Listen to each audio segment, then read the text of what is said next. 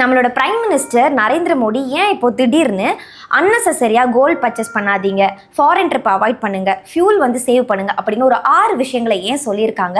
அதுலேயுமே குறிப்பாக அரசு என்ன சொல்லியிருக்கு அப்படின்னா, பயப்பட வேண்டிய அவசியம் இல்லை, இப்போ நம்ம கிட்ட தேவையான அளவுக்கு பெட்ரோல், டீசல், எல்பிஜி இது எல்லாமே ஸ்டாக் இருக்கு. ஸோ பேனிக் பை எதுவுமே பண்ண வேண்டாம் அப்படின்னு தெளிவாக சொல்லியிருக்காங்க.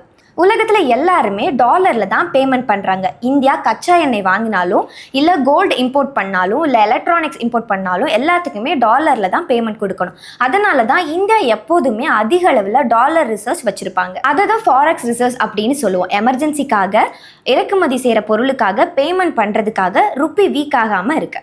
இப்போ பிரச்சனை என்ன அப்படின்னா, ஈரான் போர் காரணமாக குளோபல் ஆயில் ப்ரைஸ் வந்து இன்னும் வந்து அதிகரிச்சுட்டு தான் இருக்குது. நம்ம எல்லாருக்குமே தெரியும், உலகத்தோட மிக முக்கியமான ஆயில் ஷிப்பிங் ரூட் அதாவது ஸ்ட்ரைட் ஹோம்ஸ் வந்து இன்னும் வந்து பாதிக்கப்பட்டனால ஆயில் மார்க்கெட் வந்து இன்னும் அன்ஸ்டேபிளாக தான் இருந்துட்டு இருக்கு.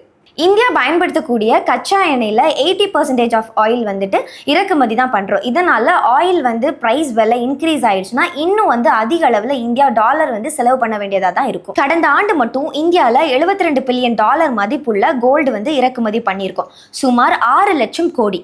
ஆனால் இங்கே வந்து கச்சா எண்ணெயை நம்மளால் கம்மி பண்ண முடியாது, அவாய்ட் பண்ணவும் முடியாது. ஆனால் கோல்டு வந்து இங்கே ஒரு cultural choice, like wedding, festival, savings, இது எல்லாத்துக்கும் நம்ம கோல்டை தான் இப்போ யூஸ் பண்ணிட்டு இருக்கோம். ஆனால் பொருளாதார பார்வையில் இப்போ என்ன பிரச்சனை அப்படின்னா, கோல்டு வந்து நம்ம இறக்குமதி தான் பண்ணிட்டு இருக்கோம், அதுக்கும் நம்ம பேமெண்ட் வந்து டாலரில் தான் பண்ணிட்டு இருக்கோம். அதே சமயத்தில் இப்போ கச்சா எண்ணெயோட விலையுமே அதிகரிச்சுட்டு இருக்கு, கோல்டோட டிமாண்டும் அதிகமாக தான் இருக்கு. இப்போ இந்த ரெண்டும் சேர்ந்து தான் இந்தியாவில் டாலரோட ரிசர்வ்ஸை ட்ரைன் பண்ணிட்டு இருக்கு அப்படின்னுமே சொல்றாங்க.